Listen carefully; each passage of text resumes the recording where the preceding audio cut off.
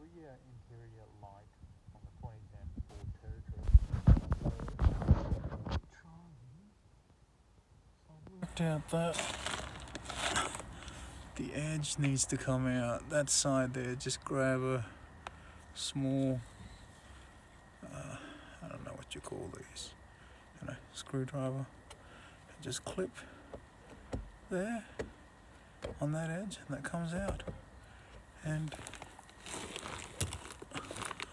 you just pull the bulb out, twist out, and it's one of these. It's one of these. Okay, replace it with that.